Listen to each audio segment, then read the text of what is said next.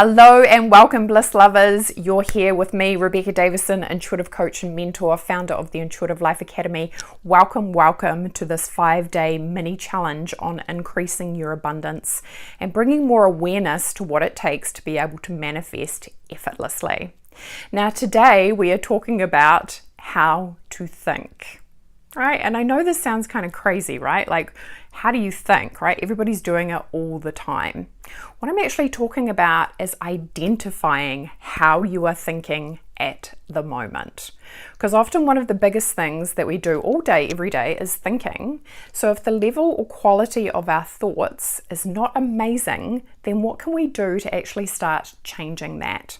Now, this is often one of the biggest hiccups that I see for people when it comes to manifesting what it is that they want. It's like, well, how do I change my thought process? Because if what I want, maybe I've tried to manifest it before and it hasn't shown up, then I'm getting confirmation that it is not here. Right, so let's start breaking this down a little bit, right? So first and foremost, we want to look at what your circumstance is. And a circumstance is a fact, right? It is not a story. It is not a judgment of what is occurring. It is just a fact. So let's use an example. Maybe it is that you have $12 in your bank account, right? That is a fact if that is occurring for you at the moment. You have $12 in your bank account. Now, what you'll find is often everything after the fact turns into a story or a judgment. So what might that look like? Oh my God, I've only got $12 in my bank account and that's really bad. And then it becomes like, oh, how am I going to pay my rent? Or I'm not going to get paid again before my rent's due. So I'm going to have to ask somebody for money and I'm feeling really stressed out about that.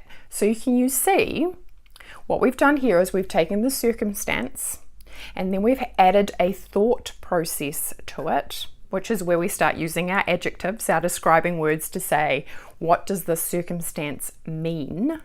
And then what we have done is we have launched ourselves into a feeling from our thoughts.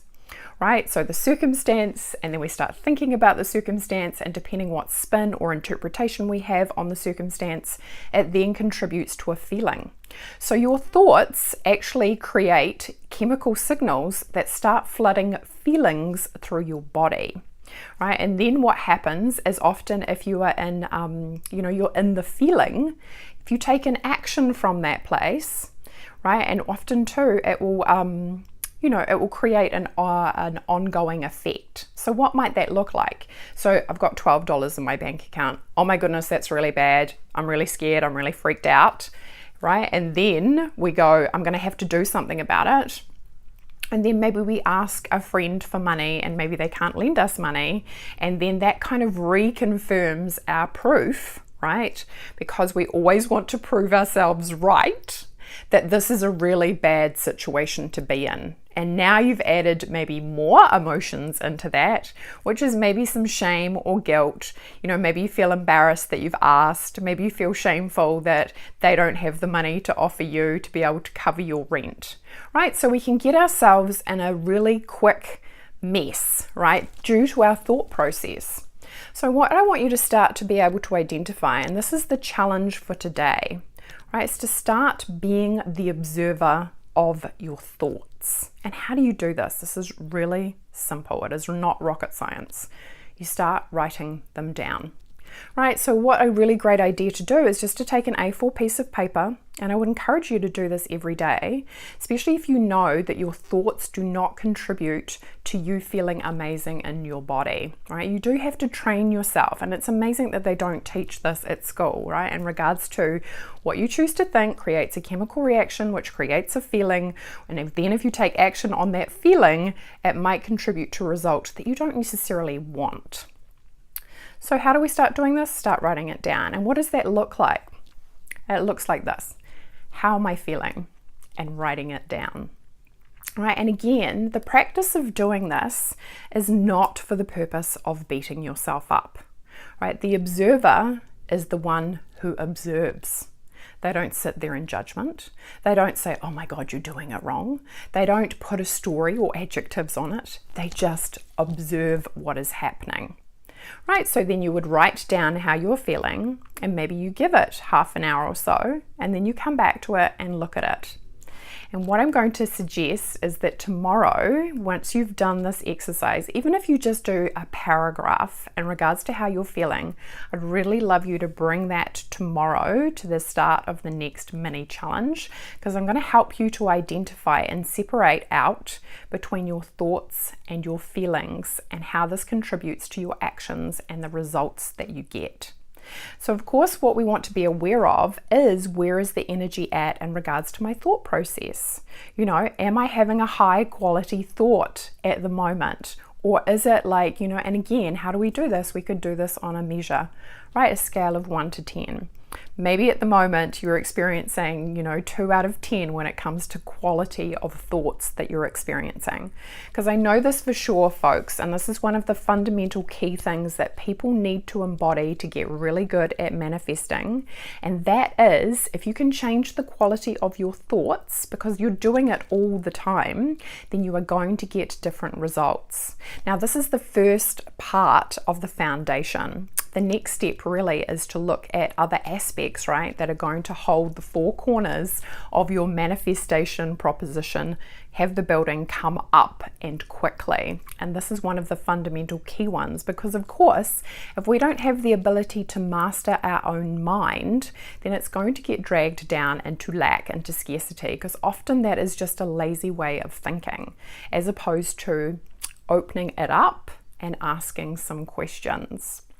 But more about that in the next couple of days. So for today, in regards to how to think, right, what does it take to start being aware of how you think? You start being the observer. How do you start being the observer? You start to write down what it is that you're actually thinking.